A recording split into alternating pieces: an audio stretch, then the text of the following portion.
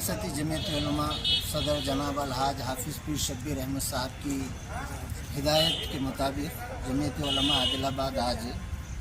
جو جینور میں کل حالات جو پیچیدہ ہوئے تھے، جو ایک چھوٹے سے معاملے کو لے کر جس کی وجہ سے مسجد میں کلام پاک کی بے حرمتی کی گئی، اسی طریقے سے مسجد کو نشانہ بنایا گیا، مدرسے کو نشانہ بنایا گیا، اور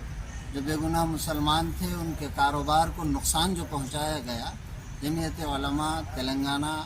اور اسی طریقے سے جمعیت علماء عادل آباد اس کی پرزور مذمت کرتی ہے۔ اور جو بھی حادثہ ہوا ہے اس کے پیچھے پولیس کا جو فیلئر جو ہے سو محسوس کیا جا رہا ہے کہ پولیس کی موجودگی رہتے ہوئے جو دنگائی جو تھے، جو حالات کو بگاڑنے والے جو تھے، انہوں نے مسجد کا نقصان کیا، مسجد کی بے حرمتی کی، اسی طریقے سے مسلمانوں کی املاک کو نقصان پہنچایا۔ تو ہماری حکومت تلنگانہ سے یہ گزارش ہے کہ وہ ایس پی آصف آباد کو جو ہے سو معطل کرے اور اس کے اوپر سخت سے سخت کارروائی کی جائے، تاکہ آئندہ اس ریاست میں کوئی ایسے حادثے نہ ہوں۔ یہ بار بار جو حادثے کیے جا رہے ہیں اس کی جو ہے سو روک تھام ہو، اور جو ہے سو یہاں کے لوگ، یہاں کی عوام امن و امان کے ساتھ بہتر طریقے سے زندگی گزارنے والے بنے اور یہاں کے حالات معمول پر آ سکیں۔ کلکٹر صاحب نے کیا تیقن دیا اس معاملے میں؟ کے پاس جو ہے سب ہم آئے ہیں اور یہ جو ہے سو مطالبات رکھے۔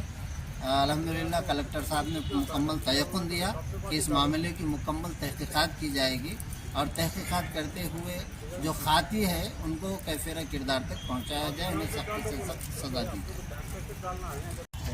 کلکٹر صاحب سے جو نمائندگی کی گئی، کلکٹر صاحب نے تیقن دیا اور اسی کے ساتھ کہ خاطیوں کے خلاف کارروائی کی جائے گی۔ تو خصوصاً جو نوجوان ہیں ان سے درخواست ہے، خواہش ہے کہ وہ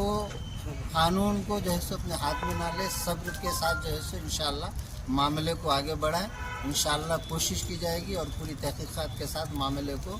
وہاں کے خاطیوں کو کیفیرہ کردار تک پہنچایا جائے گا انشاءاللہ۔ نوجوانوں سے درخواست ہے کہ وہ صبر و تحمل کے ساتھ وقت گزاریں۔